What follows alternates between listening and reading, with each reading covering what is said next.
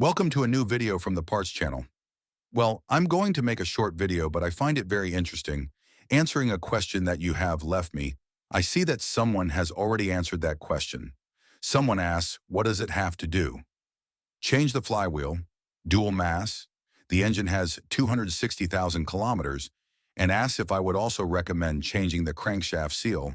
Someone has answered yes, that they should change it, because for a crankshaft seal that can cost 20 euros.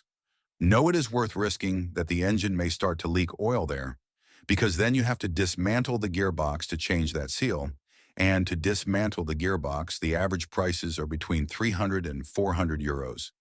To dismantle that gearbox, we are talking about labor. So to change a part that can cost 20, 40, or 50 euros, it is not worth the risk, and then it starts to leak oil.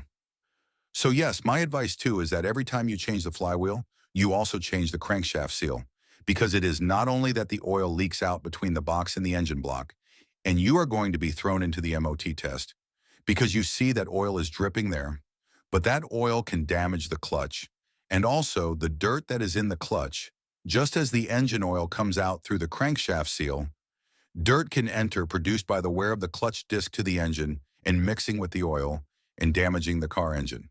Well, here you have this short video. If it has been useful to you, then don't forget to give a like and subscribe to the channel.